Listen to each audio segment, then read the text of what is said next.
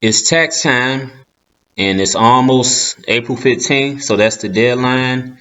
And Fidelity just put out an article that I'm going to share with you guys here on YouTube about the 10 highest and lowest marginal state tax rates. So these are the 10 best states if you live in those to file your taxes, where you'll get most of your money back, which are the lowest marginal state tax rates, and then the 10 highest. So you see here it says among the 41 states with a state income tax, the top marginal state rate, which is the percentage at which your last dollar of income is taxed, ranges from a high of 9.3% in California to a low of 1.95% in North Dakota for a single filer who's making at least $100,000. But no one pays that on all their income. So if you want to know what you might pay, it's better to consider your effective combined state and federal tax rate, which is the amount of your pay that goes to income taxes once you factored in deductions and credits. So now in the picture below, and then I'm going to scroll down for you, they show the range of those effective income tax rates for both singles and married couples, however, whatever your filing status is. My filing status is single, and then this is with $100,000 in income. So if you're doing a marital status, it can be one of you all makes $20,000 a year and the other makes $80,000 a year. Then you meet that at least $100,000 income. These tax rates are all based on that. So it doesn't just have to be one person who's making 100,000. It could be a combined 50,000, 50,000, whatever that man and woman makes for the marital status. Now, if you're a single filer, then you would have to be making the 100,000 all yourself, whether it be from one job or multiples. So you may be surprised about some of the best and worst states depending on your marital status. It may affect marital status if you marry more so than a single filer, it seems like. So let's continue. So we got effective tax rates, federal and state. Married filing jointly, $100,000 taxable income. So you see here, Oregon has the highest tax burden, regardless if you're married or not, over there in Portland, Oregon, and over there in the Northwest. And North Dakota has the lowest because its income tax only kicks in at $74,750 if that's how much the married couple makes combined. And so if you live in North Dakota, you'll probably get the most money back if you're filing up there in the mountains. California, which has one of the 20 lowest rates for married couples, has one of the highest rates for singles. So if you live in California, it's best to have someone with you versus you just filing as a single person. It seems to be more of a tax break if you can file married. So let me scroll down so you see the states. Alaska there. The 9 states with no state income tax, and they have the lowest tax rate, are Alaska, Florida, Nevada, New Hampshire, South Dakota, Tennessee, Texas, Washington, and Wyoming. So there you have it there. If you live in one of these states, you can kind of get an idea of how your taxes will be before, the April 15th deadline. Make sure y'all get those taxes done. It's less than a month away. So let's continue to scroll down. High to low ranges for all states, married filing jointly and single filers. So you all see the numbers, effective tax rate starting at 100,000, income all the way up to $500,000, 500,000, and that's for single people. And then in the blue, that's for the people who file with a married status. So here we go. You see Oregon at 21.64 for married, 15.89 at the 10% mark there. Then you see Hawaii there, and then it says 9 states with no income tax are lowest across all categories. That makes sense.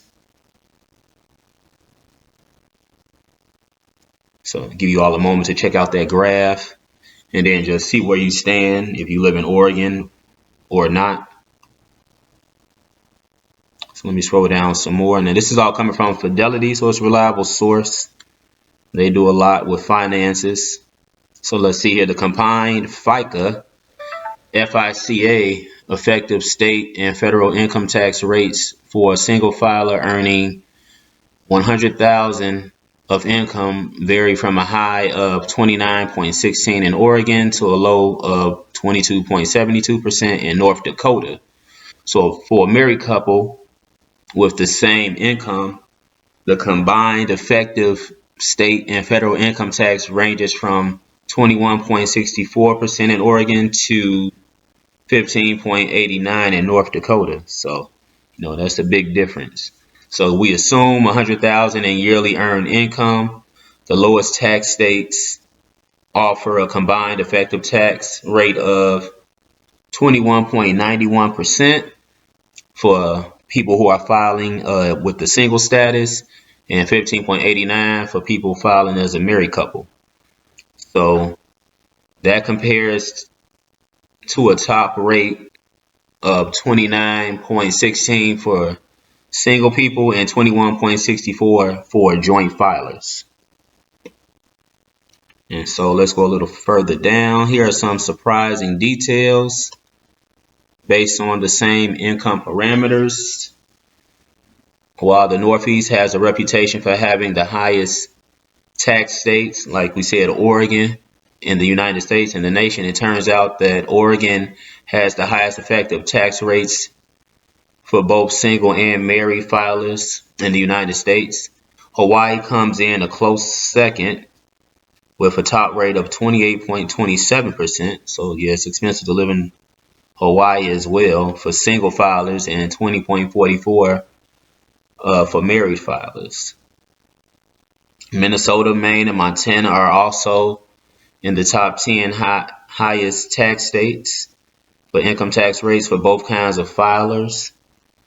And California ranked among the most expensive states for single filers with an effective tax rate of 26.58%. It also ranked among the 20 best states if you're married to live in and you're filing your taxes. The tax rate is only 17.58. So now New Jersey and Rhode Island, they are among the states with the lowest effective tax rates for married filers. And West Virginia is nearly in the middle for all states for married couples filing jointly and single filers alike. So those are some interesting details there. And we come down here. I want you all to see these graphics. Lowest effective tax rates. You see the states with no income tax for if you're filing as a single person or married, single and joint, income at least 100,000, and lowest among states with an income tax. And you see the states there. You can see if you see yours, depending on where you live at. Single, married, filing jointly. So take all of that into consideration. Now those are the lowest. Now here go the highest if you live in these states, just to bring everything back full circle. And so you get the list here, starting with Oregon, of course, for married and single. Idaho down at the bottom for the single as far as the highest effective tax rates, where they're going to take out the most money from you when you're filing. And then Delaware is the lowest on the 10 highest for married couples in the 10 highest states that take the most taxes from you during this tax time. You all can see that graphic there. Single, then married, filing jointly. And again, this is all income based on 100,000. So if you make less than 100,000 or over than that, then adjust accordingly. And this is all coming from Fidelity again, so you all get to see that. So here's the main thing here. If you're looking to save money on taxes, you might consider living in Florida and Texas, despite their rising cost of living. But there's always North Dakota and Ohio, which also have favorable tax rates. If you're married and the idea of paying some state income tax isn't a deal breaker, move to California. That could be a good choice. There's always New Jersey, which is just recovering from 2 years of population going down, and it's in the top 10 states for married couples if you're going to file jointly. So everybody's tax situation is different, and it makes sense to ask a tax professional, of course, for advice if need be. So I just wanted to bring that to you all from Fidelity with tax deadline coming April 15th. So everybody needs to get on the good foot, file if you haven't. And if you're surprised about what you get back or you were expecting more, this can give you an idea of why so much was taken out, or why what you got back was a decent amount because you're living in some of the lower effective tax states. So, there we go. Arizona there for single people, lowest effective tax rate. That's good to see and hear for me on a personal level. Arizona only at 24.06% for single filers. It's in the lowest states for income tax that they'll take out. So you'll get a nice little amount back living there. But yeah, again, April 15th, that is the tax deadline.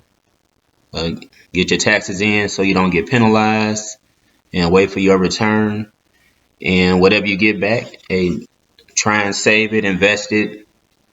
Don't spend it all at once, and just go from there. But I just wanted to come with some information as we deal with tax time and then tariffs on imported goods with the United States and Canada and Mexico.